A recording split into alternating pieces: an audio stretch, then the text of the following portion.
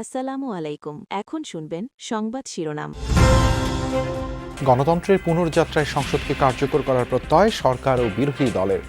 রাষ্ট্রপতির ভাষণ ঘিরে অধিবেশনে উত্তাপ, বিরোধী দলের ওয়াকআউট। খালেদা জিয়া, খামেনি সহ বিশিষ্টজনদের মৃত্যুতে সংসদে শোক প্রস্তাব গৃহীত। অন্তর্বর্তী সরকারের জারি করা ১৩৩ অধ্যাদেশ। বাগেরহাটের রামপালে বর যাত্রীবাহী মাইক্রোর সাথে বাসের মুখোমুখি সংঘর্ষ, বর কনে সহ ১৪ জনের মর্মান্তিক মৃত্যু। ৪ জেলায় প্রাণ গেল আরও। ইরান জুড়ে যৌথ বাহিনীর তাণ্ডবে তীব্র হচ্ছে জ্বালানি যুদ্ধ, বন্ধ থাকবে হরমুজ প্রণালী। জাতির উদ্দেশ্যে প্রথম লিখিত ভাষণে মুস্তাবা খামেনি। এতক্ষণ শুনছিলেন সংবাদ শিরোনাম। এখন শুনবেন বিস্তারিত। দেশে কাঙ্ক্ষিত গণতন্ত্রের যাত্রা শুরু হয়েছে বলে মন্তব্য করেছেন প্রধানমন্ত্রী ও সংসদ নেতা তারেক রহমান। ত্রয়োদশ সংসদ অধিবেশনের সূচনা বক্তব্যে তিনি বলেন, সরকার এই সংসদকে জাতীয় সমস্যা সমাধানের কেন্দ্রবিন্দু হিসেবে গড়ে তুলতে চায়। দেশের মানুষ এই সংসদের দিকে প্রত্যাশা নিয়ে তাকিয়ে আছে উল্লেখ করে সংসদ নেতা বলেন, স্বনির্ভর বাংলাদেশ গড়তে চায় বিএনপি, সেজন্য দল মত নির্বিশেষে সবার সহযোগিতা প্রত্যাশা করেন প্রধানমন্ত্রী। দীর্ঘ অপেক্ষা, সংগ্রাম আর ত্যাগের ফসল এই সংসদ। অধিবেশন কক্ষে সংসদ নেতা ও প্রধানমন্ত্রী তারেক রহমান লুই আইকানের নান্দনিক এই স্থাপত্যে যেন গোটা দেশকে আগামীর পথে ডেকে নেয়ার প্রতীক্ষা। ১২ ফেব্রুয়ারির নির্বাচনের মধ্য দিয়ে গঠিত ত্রয়োদশ জাতীয় সংসদের প্রথম অধিবেশন নবযাত্রার ইঙ্গিত। তারেক রহমানের কাঁধে নতুন ভার আর দায়িত্বের আনুষ্ঠানিকতা। নিজের বয়স সমান রাজনৈতিক অভিজ্ঞতা থাকলেও প্রথমবারের মতো সংসদ সদস্য এবং প্রধানমন্ত্রীও বটে তিনি, তাও এক কঠিন পরিবর্তিত পরিস্থিতিতে।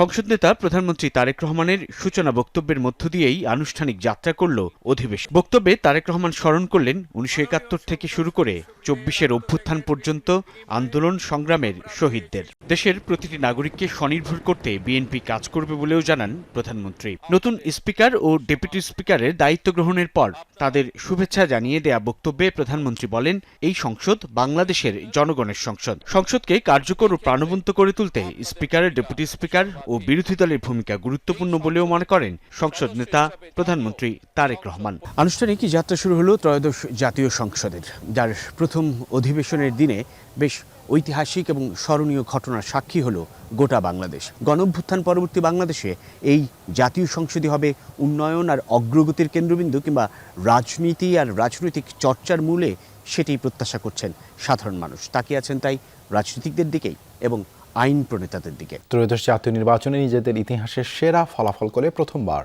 জাতীয় সংসদে বিরোধী দলের আসনে জামায়াত ইসলামী।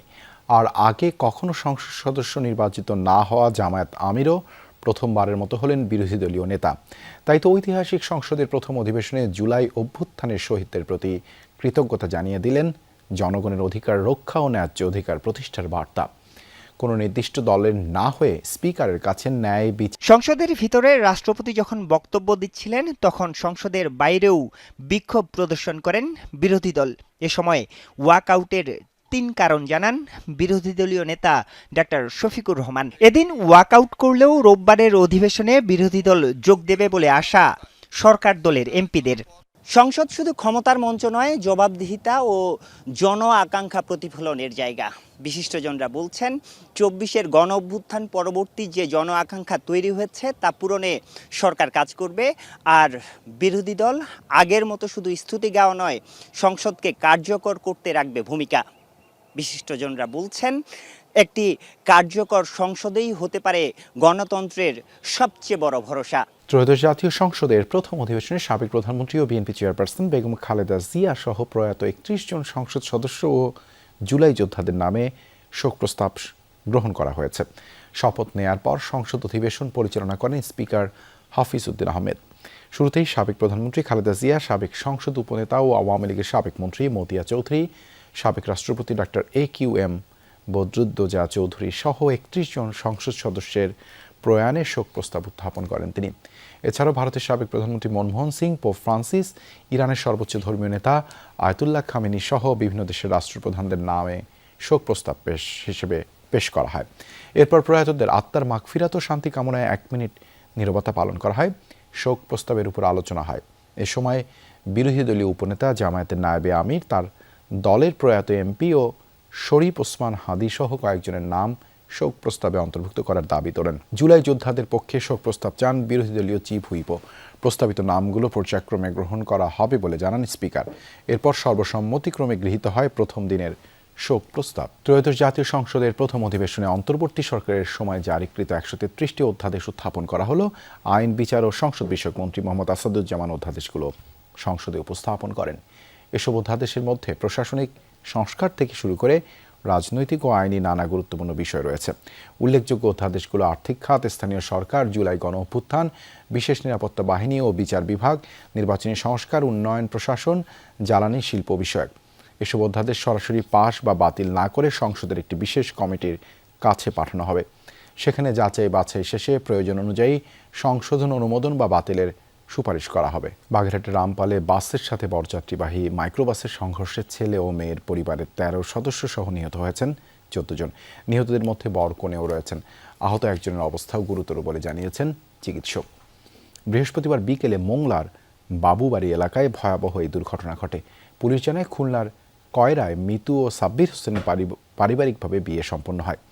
পরে কনেকে নিয়ে মোংলা বাড়ির উদ্দেশ্যে রওনা হয় বরপক্ষের লোকজন। বিকেলে রামপালে খুলনা মোংলা মহাসড়কের বাবুর বাড়ি এলাকায় পৌঁছালে নিয়ন্ত্রণ হারান মাইক্রোবাসের চালকের সময় বিপরীত দিক থেকে আসা নৌবাহিনীর একটি বাসের সাথে সংঘর্ষ হয়।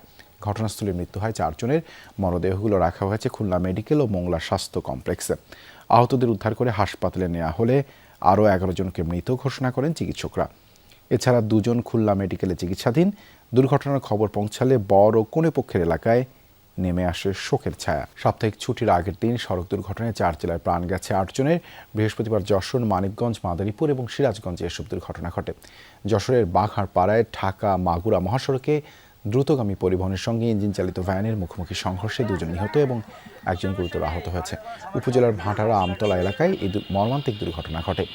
এছাড়া মানিকগঞ্জের শিবালয়ের বরঙ্গাইল এলাকায় একটি বাস আরেকটি ট্রাককে ওভারটেক করতে গিয়ে মোটরসাইকেলকে চাপা দেয়। এতে ঘটনাস্থলে স্বামী মোনায়েম খান ও হাসপাতালে নেওয়ার পর স্ত্রী জ্যোৎস্না আক্তারের মৃত্যু হয়।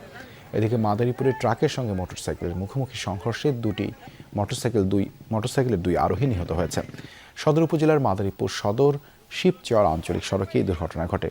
এছাড়া সিরাজগঞ্জের উল্লাপাড়ায় ট্রেনের ধাক্কায় 2 যুবকের মৃত্যু হয়েছে। গণমাধ্যমে যৌন হয়রানির প্রতিরোধ ও ভুক্তভোগীদের আইনি ও মানসিক সহায়তা নিশ্চিত করতে 2টি সমঝোতা স্মারক সই করেছে উইমেন জার্নালিস্ট নেটওয়ার্ক বাংলাদেশ। বুধবার বাংলাদেশ মহিলা পরিষদ ও ইনস্টিটিউট অব সাইকোলজি অ্যান্ড হেলথের সাথে এই চুক্তি হয়। বিবিসি মিডিয়া অ্যাকশনের সহায়তায় পরিচালিত strengthening women journalist network two tackle sexual harassment প্রকল্পের অংশ এটি।